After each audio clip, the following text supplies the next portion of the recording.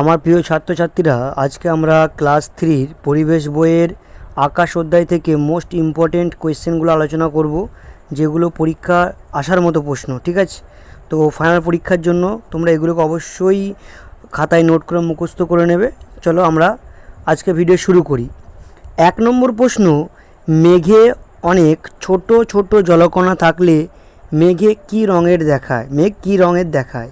Answer কী হবে? এর উত্তর কালো। তাহলে মেঘে যখন অনেক ছোটো ছোটো জলকণা থাকবে তখন সেই মেঘের রং কালো দেখাবে। ঠিক আছে, যে কালো মেঘ দেখে আমরা বুঝতে পারি যে এবার বৃষ্টি হবে। চলো 2 নম্বর প্রশ্ন, সূর্য থাকে নিজের ছায়ার কোন দিকে? সূর্য থাকে নিজের ছায়ার উল্টোর দিকে। ঠিক আছে। 3 নম্বর প্রশ্ন, আকাশের নিজের রং আছে না নেই? এটা খুব একটা ইম্পর্টেন্ট কোয়েশ্চেন। ঠিক আছে, অনেকবার প্রশ্নবিত্রায় আছে এবং পরীক্ষায় এসছে। আকাশের কিন্তু কোনো নিজস্ব রং নেই। ছাত্রছাত্রীরা ভুল করে নীল রং রেখে দেয়, কিন্তু মনে রাখবে আকাশের নিজস্ব কোনো রং নেই। 4 নম্বর প্রশ্ন, ফাঁকা মাঠে বাজ পড়লে কি করা উচিত?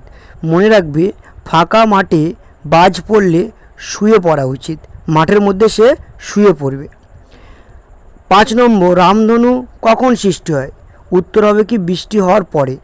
যখন দেখবে বর্ষাকালে বৃষ্টি হয়, সেই বৃষ্টির পরে বা অন্য সময় যখন বৃষ্টি হয়, সেই বৃষ্টির পরেই আকাশে কিন্তু রামধনু দেখা যায়।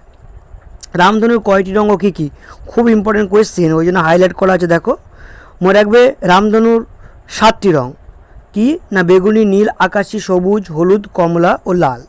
তা কী করে মনে রাখবো? বেগুনি, বেনিয়া সহকলা, বে থেকে বেগুনি, নি থেকে নীল, আ থেকে আকাশি, দন্তস্ব থেকে সবুজ, হ থেকে হলুদ, ক থেকে কমলা, লা থেকে লাল। ঠিক আছে, খুব ইম্পর্টেন্ট কোয়েশ্চেন, খাতায় নোট করে সুন্দর করে মুখস্থ করে নেবে। চলো পরবর্তী কোয়েশ্চেন, 8 দাগের, দিগন্ত রেখা কাকে বলে বা দিগন্ত রেখা কী? খুব ইম্পর্টেন্ট কোয়েশ্চেন।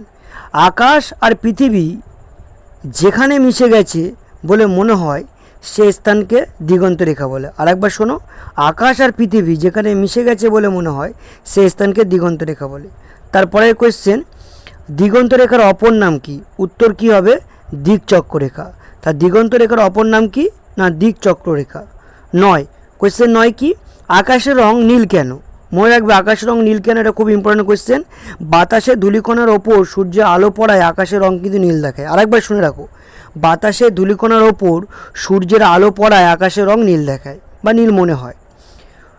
10 নম্বর প্রশ্ন, সূর্য কোন দিকে ওঠে ও অস্ত যায়? উত্তর কি হবে? সূর্য পূর্ব দিকে ওঠে ও পশ্চিম দিকে অস্ত যায়। সব থেকে ইম্পর্টেন্ট কোয়েশ্চেন 11 দাগের, কোন দিন আকাশে চাঁদ দেখা যায় না? এটা কী হবে? অমাবস্যায়। অমাবস্যার দিন আকাশে চাঁদ দেখা যায় না। চলো তারপরে কত নম্বর কোয়েশ্চেন? না আমাদের 12 নম্বর কোয়েশ্চেন, পূর্ণিমা থেকে অমাবস্যা পর্যন্ত মোট কদিন?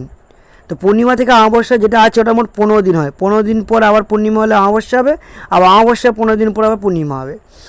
পক্ষ কয়টি? দেয়ার কোয়েশ্চেন, পক্ষ কয়টি? উত্তর কি? 2টি।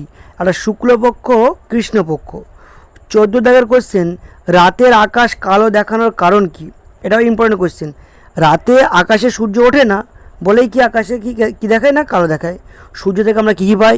সূর্য থেকে আমরা আলো ও তাপ পাই। মোস্ট ইম্পর্টেন্ট কোয়েশ্চেন, ছায়া কি? একটা বড় কোয়েশ্চেন হিসেবে তোমাদের ফাইনাল পরীক্ষায় কিন্তু পড়তে পারে। তোমরা ভালো করে জানো ফাইনাল পরীক্ষা তোমাদের এবার 50 নম্বরে হবে, তো বড় কোয়েশ্চেন আসবেই। ভালো করে শুনে নাও। সূর্যের আলো কোনো বস্তুর ওপর পড়লে ছায়া তৈরি হয়। আলো কোনো বস্তুর যেদিক থাকে তার উল্টো দিকে বস্তুর ছায়া তৈরি হয়। আরেকবার, সূর্যের আলো কোনো বস্তুর ওপর পড়লে ছায়া তৈরি হয়। আলো কোনো বস্তু যেদিকে থাকে তার উল্টো দিকে বস্তুর ছায়া তৈরি হয়। ঠিক আছে। কার নিজস্ব আলো নেই? এটাও ইম্পর্টেন্ট কোয়েশ্চেন। চাঁদের কিন্তু কোনো নিজস্ব আলো নেই। ছায়া, লাস্ট কোয়েশ্চেন 18 দাগে, ছায়ার দৈর্ঘ্য সবচেয়ে ছোট হয় কোন সময়? মনে রাখবে দুপুর 12টায় ছায়ার দৈর্ঘ্য সবচেয়ে ছোট হয়। ঠিক আছে, আজকের ভিডিও এতটাই। ক্লাস 3 পরিবেশ বইয়ের পরবর্তী ভিডিও খুব তাড়াতাড়ি নিয়ে চলে আসবো। ততক্ষণ চ্যানেল সাবস্ক্রাইব করে রাখো এবং পরবর্তী ভিডিও পাওয়ার জন্য নোটিফিকেশনটা বাজিয়ে রাখবে। চলো আজকের জন্য বাই, টাটা।